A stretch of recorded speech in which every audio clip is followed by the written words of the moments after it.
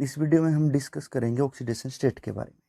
जो transition element हैं वो शो करते हैं variable oxidation state due to small energy difference between n-d and ns orbitals and thus the more electrons, जितने ज़्यादा इलेक्ट्रॉन होंगे।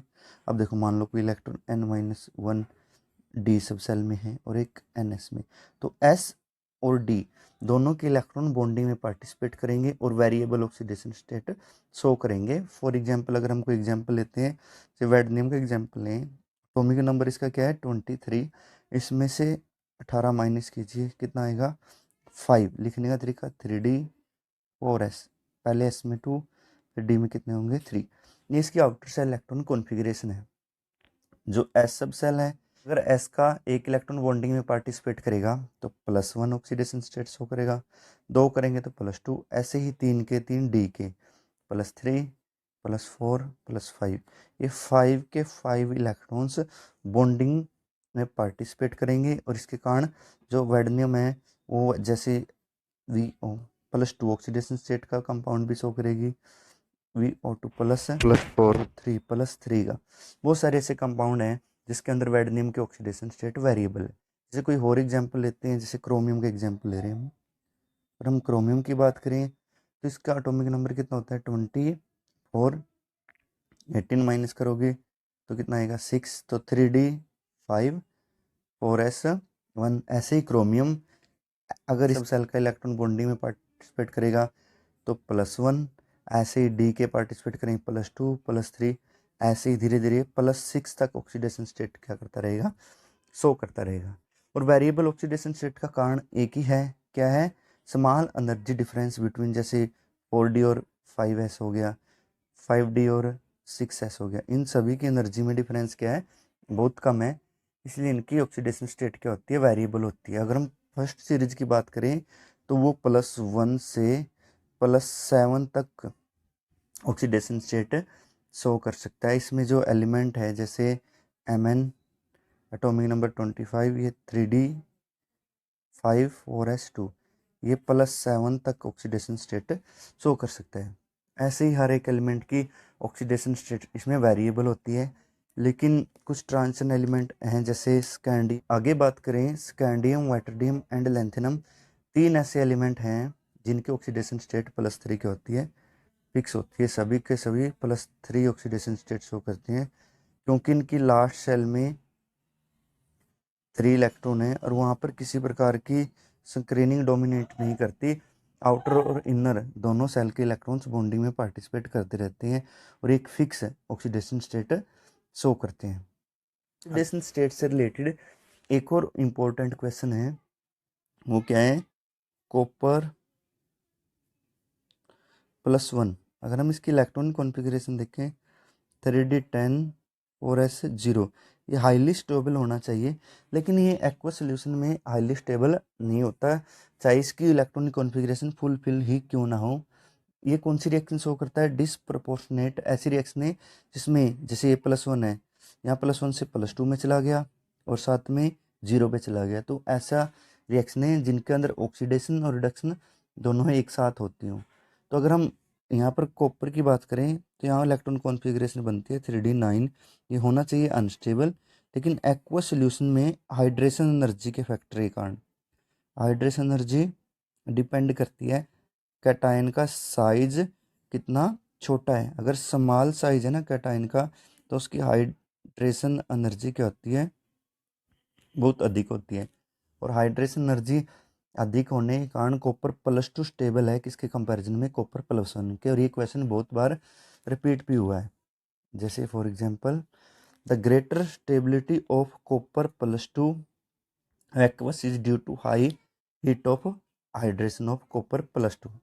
तो आप लोग समझ गए होंगे कि वेरिएबल ऑक्सीडेशन स्टेट का कारण क्या है। ये +1 से +7 और ओस्मियम तो एक ऐसा एलिमेंट भी है जो प्लस ऑक्सीडेशन स्टेट शो करता है। और स्टेबल ऑक्सीडेशन स्टेट का कारण वही है जो n-d सब सेल है और ns सब सेल है, इनकी एनर्जी में डिफरेंस बहुत कम है, इसलिए एलिमेंट स्टेबिलिटी अटेन करने के लिए वेरिएबल ऑक्सीडेशन स्टेट शो कर सकते हैं। अपने इलेक्ट्रॉन्स को एक ऑर्बिटल से दूसरे ऑर्बिटल के अंदर क्या कर देते हैं, एक्सचेंज। अगर हम स्टेबल इलेक्ट्रॉनिक कॉन्फ़िगरेशन की बात करें लेफ्ट टू राइट में, तो +1 +2 धीरे धीरे +7 तक चली जाती है और बाद में धीरे धीरे ऑक्सीडेशन स्टेट कम होती जाती है और लास्ट में आकर +2 स्टेबल हो जाती है। जैसे कॉपर हो गया, जिंक हो गया, इनके लिए +2 ऑक्सीडेशन स्टेट स्टेबल क्यों। और स्टार्टिंग में इनकी ऑक्सीडेशन स्टेट बहुत ही वेरिएबल क्यों होती है, उसका कारण क्या है।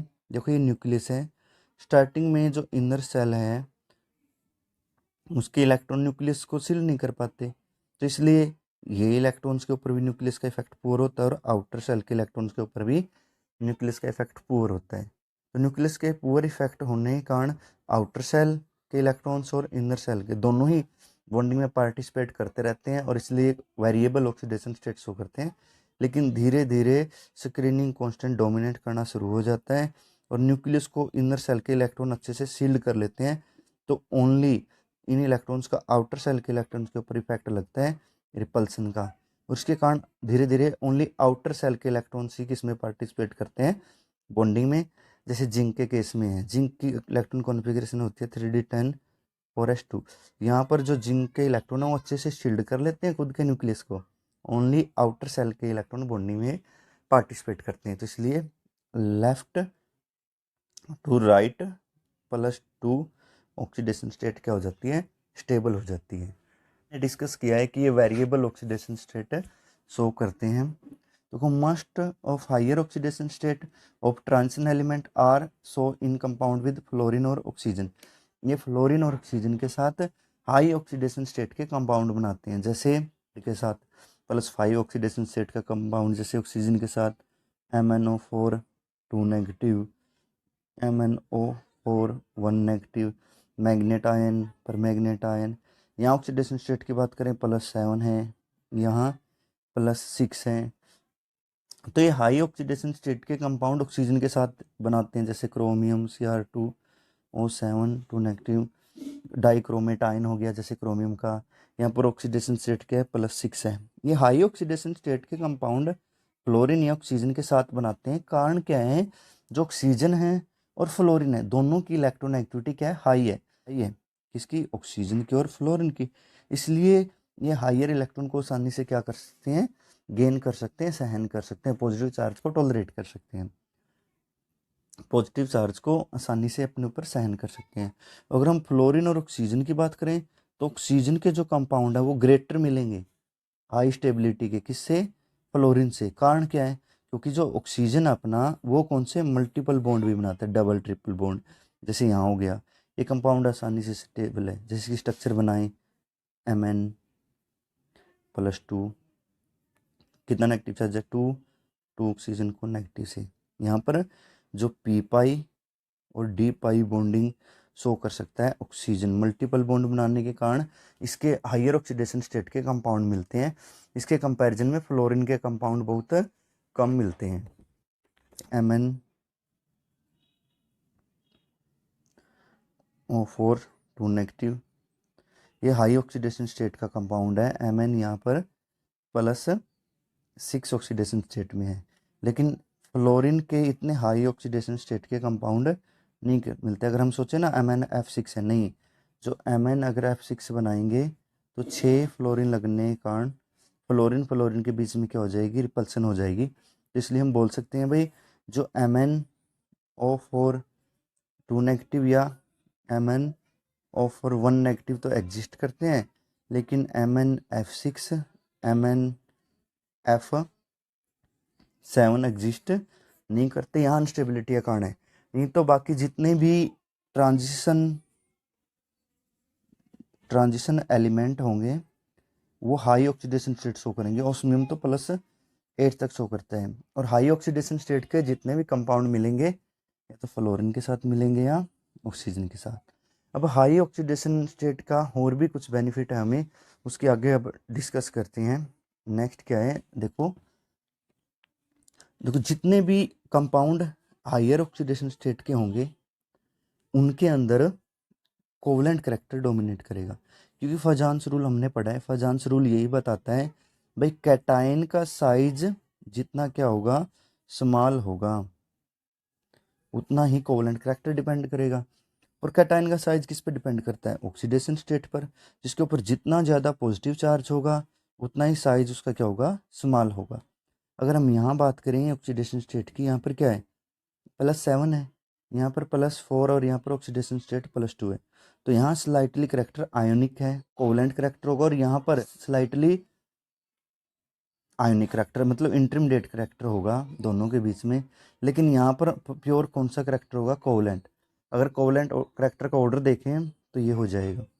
कारण क्या है, Mn+7 चार्ज होने के कारण इसका साइज कम हो गया, और जहाँ पर कैटायन का साइज कम हो जाता है तो अकॉर्डिंग टू फाजान्स रूल वहाँ पर कोवलेंट करेक्टर डोमिनेट कर जाता है। दूसरा क्वेश्चन आता है यहाँ पर, देखो इन केस ऑफ ऑक्साइड, अगर हम ऑक्साइड की बात करें, जितना ज़्यादा ऑक्सीडेशन स्टेट होगी उतना ही उसकी एसिडिक स्ट्रेंथ भी होगी। आपको पता ही है एसिड क्या होते हैं, जो इलेक्ट्रॉन को गेन करते हैं। इलेक्ट्रॉन गेन कौन सी स्पीसीज करेंगी, जिनके पास इलेक्ट्रॉन की कमी है। यहाँ पर वैडनियम की ऑक्सीडेशन स्टेट की बात करें तो कितनी हो जाएगी, +5 ऑक्सीडेशन स्टेट है, यहाँ पर +4 है, यहाँ पर प्लस कितना है 3 है, और यहाँ पर कितना है +2, यहाँ पर +4। अब देखो जितने हाई ऑक्सीडेशन स्टेट के कंपाउंड बनेंगे साथ में उतना ही तो कोवलेंट करेक्टर डोमिनेट करेगा और उतना ही एसिडिक करेक्टर भी डोमिनेट करेगा। तो मोस्ट सबसे एसिडिक ये है, फिर ये है, फिर ये कम है, फिर ये तो बिल्कुल क्या है, बेसिक सा करेक्टर है इसका। और यहाँ पर एम्फोटेरिक करेक्टर डोमिनेट करना शुरू कर देता है, ना ही एसिडिक ना ही बेसिक, धीरे धीरे एसिडिक करेक्टर डोमिनेट करना शुरू कर देता है। तो यहाँ से हमें पता लगा कि जो हायर ऑक्सीडेशन स्टेट हमें दो क्वेश्चंस का और आंसर देती है, एक तो कोवलेंट करेक्टर और दूसरा एसिडिक स्ट्रेंथ। दोनों ही डायरेक्टली प्रोपोर्शनल होते हैं कैटायन के ऊपर कौन सा चार्ज, पॉजिटिव। जहाँ पर कैटायन के ऊपर पॉजिटिव चार्ज होगा वो मोर एसिडिक होगा ऑक्साइड की फॉर्म में, और दूसरा उसका कोवलेंट करेक्टर भी क्या होगा, मोर। और जो मैंने एग्जांपल बताया था वैडनियम का,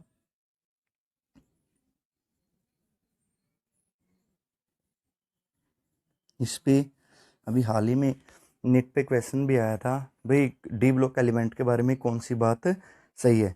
तो उसमें यही बोल रखा था जो वैडनियम का एचडी कोडर ये रहेगा, ये लाइन भी सही थी, और दूसरा कोवलेंट करेक्टर का ऑर्डर भी यही रहेगा, क्योंकि यहाँ पर ऑक्सीडेशन स्टेट +5 है, यहाँ पर +4 है, यहाँ पर +3 और यहाँ पर +2 है।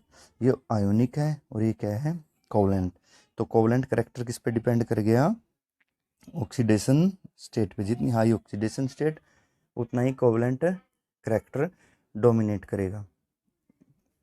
ऑक्सीडेशन स्टेट से रिलेटेड इतने ही क्वेश्चन आ सकते हैं। टॉपिक है वो है कलर से रिलेटेड। इसमें क्या डिस्कस किया गया है, जो डी ब्लॉक एलिमेंट हैं वो कलरफुल कंपाउंड बनाते हैं या उनके आयन कलरफुल होते हैं। उसका कारण क्या है, वो कारण देखते हैं हम। जो डी सब सेल है ना हमारी, इसके 5 ऑर्बिटल होते हैं, DXY, DYZ और DZX। ये होते हैं बिटवीन दी एक्सिस, और 2 ऑर्बिटल होते हैं DX² - Y² और DZ² ऑन दी एक्सिस। देखो ये कोई एक्सिस ऐसे है, मान लो ये Z है, ये X है और ये Y है। तो ऐसे जो ये Z सब सेल हैं ऐसे ये ऑन दी एक्सिस मिलती है। ऐसे ही मान लो ये X एक्सिस है, ये Y है, तो ऐसे X के ऊपर ये इनके लोब्स मिलेंगे, ऐसे Y के ऊपर ये हो जाएगा DX² - Y²। और ऐसे ही ये वाली एक्सिस होती हैं, ऐसे मान लो ये X है और ये Y है, तो ये बिटवीन दी एक्सिस होते हैं सभी के सभी, ये तीनों। और इनको हम बोलते हैं T2G, और इनको दोनों को बोलते हैं हम EG। तो होता क्या है, तक हमें एनर्जी नहीं मिलती, चाहे लाइट की फॉर्म में हो चाहे हीट की फॉर्म में हो, ये ऐसे ही रहते हैं डीजेनरेट। लेकिन जब इनको कहीं से भी एनर्जी मिल जाए, चाहे लाइट मिल जाए, तो ये क्या करती है, जो डी सब सेल है ये 2 पार्ट में स्प्लिट हो जाती है। एक हाई एनर्जी ऑर्बिटल्स और एक लो एनर्जी ऑर्बिटल। नीचे वालों को बोलते हैं लो एनर्जी ऑर्बिटल, ऊपर वालों को बोलते हैं हाई एनर्जी ऑर्बिटल। जो ये हाई एनर्जी ऑर्बिटल और लो एनर्जी ऑर्बिटल है, भी कौन से हाई के बने हैं कौन से लो के, ये डिपेंड करता है हमारा कंपाउंड कैसा है। मान लो अपना कंपाउंड कैसा है, ऑक्टाहेड्रल है, एग्जाम्पल लेते हैं। तो ऑक्टाहेड्रल में जो मेटल आयन होता है उस पर अटैक होता है ना लिगेंड्स का। देखो लिगेंड्स के बारे में हम नेक्स्ट चैप्टर में पढ़ेंगे। ऐसे लिगेंड्स वो स्पीसीज होती है जिनके पास लोन पेयर होता है, वैकेंट ऑर्बिटल होते हैं, और लिगेंड्स अपना लोन पेयर डोनेट करते हैं मेटल के वैकेंट ऑर्बिटल को, और ऐसे एक स्पेशल टाइप का बॉन्ड बनता है कोऑर्डिनेशन बॉन्ड। और जो कंपाउंड कोऑर्डिनेशन बॉन्ड शो करते हैं उनको बोलते हैं हम कॉम्प्लेक्स कंपाउंड या कोऑर्डिनेशन कंपाउंड। तो उन कंपाउंड्स के अंदर ये चीज़ें बेसिकली देखी जाती हैं। तो ऑक्टाहेड्रल कंपाउंड के केस में जो T2G 3 ऑर्बिटल जो कहाँ पर है, बिटवीन द एक्सिस, और 2 ऑन द एक्सिस, ये लो एनर्जी के बन जाते हैं और ये हाई के। और जब किसी ऑक्टाहेड्रल कॉम्प्लेक्स को एनर्जी मिलती है तो उसके इलेक्ट्रॉन ग्राउंड स्टेट से कहाँ चले जाते हैं, एक्साइटेड स्टेट में चले जाते हैं, और यहाँ से एनर्जी एब्जॉर्व करेंगे। एनर्जी कुछ फ्रीक्वेंसी होगी, और फ्रीक्वेंसी कलर कुछ रिगार्डिंग कुछ कलर होगा, वो ऊपर जाएंगे और दोबारा कहाँ आएंगे, ग्राउंड स्टेट में। तो नीचे से एनर्जी लेके जाएंगे, ऊपर से एनर्जी क्या करते रहेंगे, आते टाइम एमिट करते जाएंगे, क्योंकि कोई भी इलेक्ट्रॉन एक्साइटेड स्टेट में 10⁻⁻8 सेकंड तक ही एग्जिस्ट कर सकता है।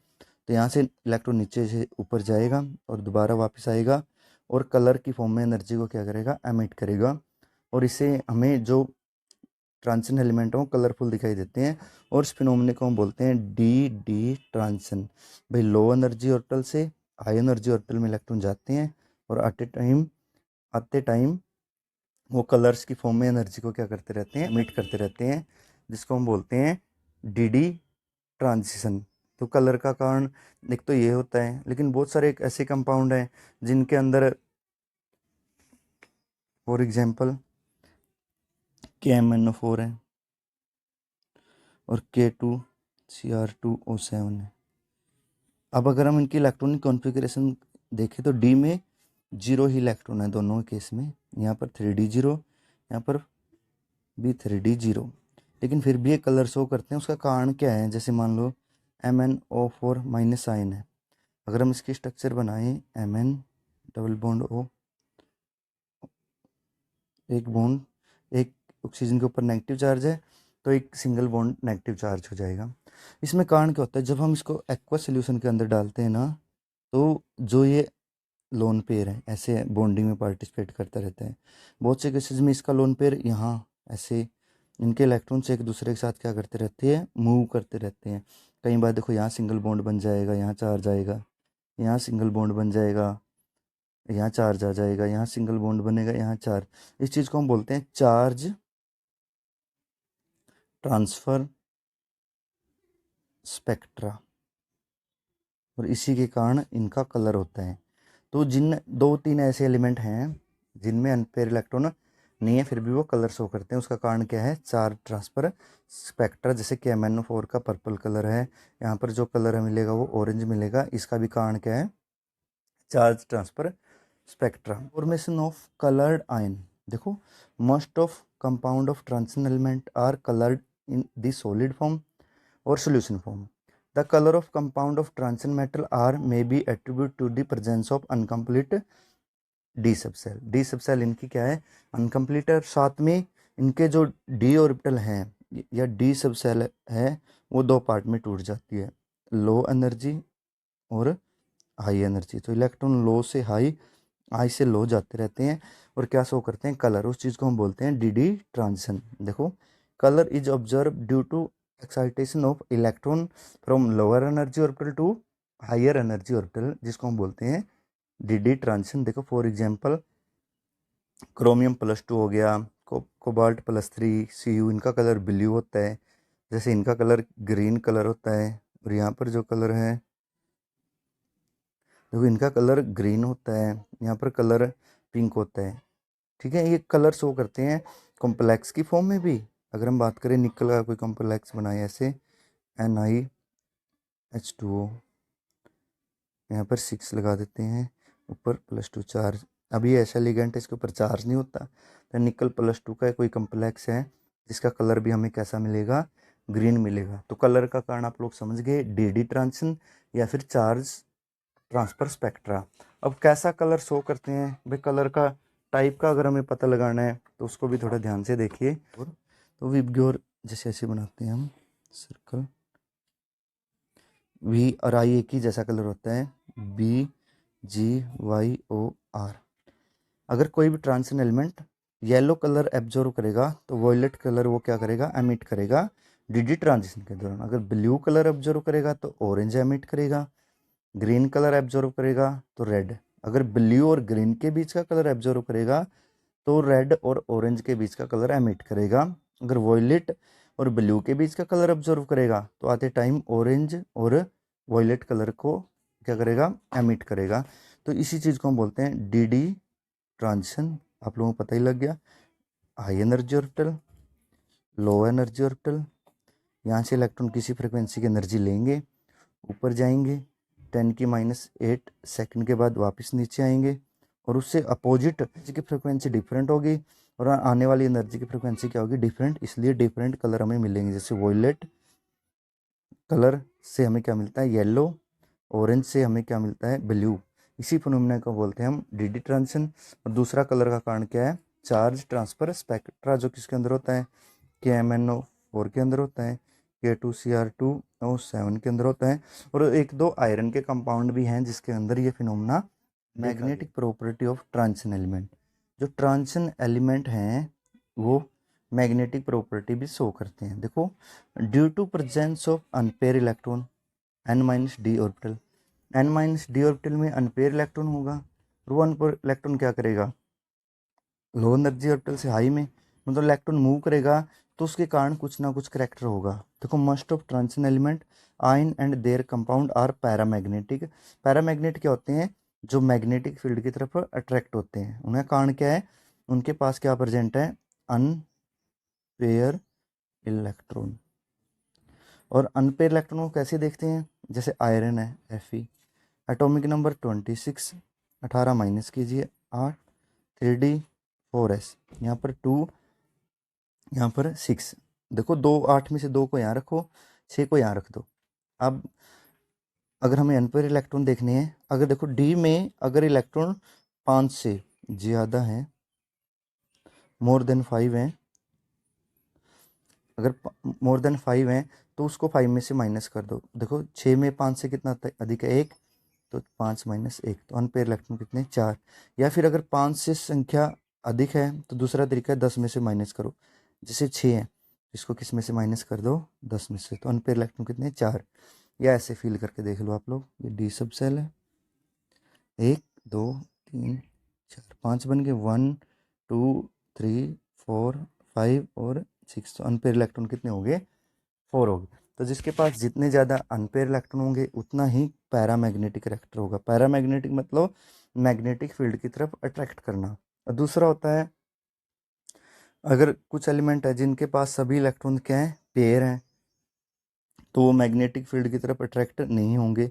इनको हम बोलेंगे डायामैग्नेटिक सब्सटेंस। जैसे जिंक हो गया, जिंक का एटॉमिक नंबर 30, 18 माइनस करोगे कितना आएगा, 12, 3D10 4S2। तो सभी इलेक्ट्रॉन क्या हैं, पेयर हैं, तो इसलिए इसका करैक्टर क्या होगा, डायमैग्नेटिक। और कुछ सब्सटेंस ऐसे होते हैं जिनके अंदर पैरामैग्नेटिज्म बहुत अधिक होता है, जैसे निकल और कोबाल्ट, और इनके अंदर मैग्नेटिक मोमेंट परमानेंट होता है, तो इसलिए हम इनको मैग्नेटिज्म है, जिसके कारण ये फेरोमैग्नेटिक सब्सटेंस के अंदर कंसीडर किए जाते हैं, मतलब परमानेंट मैग्नेटिक मोमेंट। अगर हम मैग्नेटिक मोमेंट से रिलेटेड कैलकुलेशन सीखें तो उसके लिए फॉर्मूला है, ये मैग्नेटिक मोमेंट हो गया n+2, और इसके ऊपर रूट, और यहाँ पर बोहर मैग्नेटॉन, और जो n है वो अनपेयर इलेक्ट्रॉन हो, कितने भी हो सकते हैं, 1 2 3। और यहाँ से हम किसी भी सब्सटेंस का मैग्नेटिक मोमेंट निकाल सकते हैं भाई कितना अधिक है, या फिर हम कंपैरिजन कर सकते हैं भाई किसके अंदर पैरामैग्नेटिक करैक्टर ज़्यादा है, किसके अंदर कम है। और पैरामैग्नेटिक करैक्टर भी डिपेंड करेगा n पे। जितने ज़्यादा अनपेयर इलेक्ट्रॉन होंगे उतना ही पैरामैग्नेटिक करैक्टर होगा। और इसके क्वेश्चंस को हम जैसे 1 2 क्वेश्चन करके देखते हैं। जैसे कोई एग्जांपल उठाया कैसे, हमें ऐसे पूछ लिया किसी ने भाई निकल +2 के लिए मैग्नेटिक मोमेंट की वैल्यू निकाल के दिखाओ। तो आपको निकल का एटॉमिक नंबर पता होना चाहिए 28, इसमें से 18 माइनस करो 10 आएगा, 3D4S, S में 2, यहाँ 8। अब निकल के ऊपर +2 चार्ज है तो निकल +2, ये ग्राउंड स्टेट की बात थी। एक्साइटेड स्टेट में S के इलेक्ट्रॉन का लॉस हो जाएगा 3D8। अब 8 को किस में से माइनस कर लो, 10 में से, कितना आएगा 2। तो निकल के पास अनपेयर इलेक्ट्रॉन कितने हैं, 2 है। तो अगर इसका मैग्नेटिक मोमेंट निकाल लेंगे तो फॉर्मूला क्या बन जाएगा, ये वाला n+2। तो n कितना है 2, रूट 2 + 2, 2 इंटू क्या हो जाएगा 2 2 4 8 रूट, जिसकी मैग्नेटिक मोमेंट की वैल्यू आ जाएगी। दूसरा अगर हम मान लो और कुछ करके देखते हैं, फॉर एग्जांपल जैसे Fe+2 के लिए निकालना है, एटॉमिक नंबर 26, 18 माइनस करोगे कितना आएगा 8, 3D6 4S2। अब देखो +2 है तो ये तो ग्राउंड स्टेट की बात है, एक्साइटेड स्टेट में क्या हो जाएगा 3D6। अब 6 5 से कितना दिखा 1, तो अनपेयर इलेक्ट्रॉन कितने मिलेंगे 4। फॉर्मूला पुट करो, mu is equal to n+2, value यहाँ पुट करेंगे तो 4, 2 + 4 कितना हो जाएगा 6, तो रूट का 24 बोर मैग्नेटोन यहाँ पर क्या आ जाएगा, इसके मैग्नेटिक मोमेंट की वैल्यू आ जाएगी। दूसरा भाई इनमें से मैग्नेटिक मोमेंट किसका अधिक है, तो वो डिपेंड करेगा किस पे, एन पे। जिसके एन मोर होंगे उसका पैरामैग्नेटिक वेक्टर भी मोर होगा।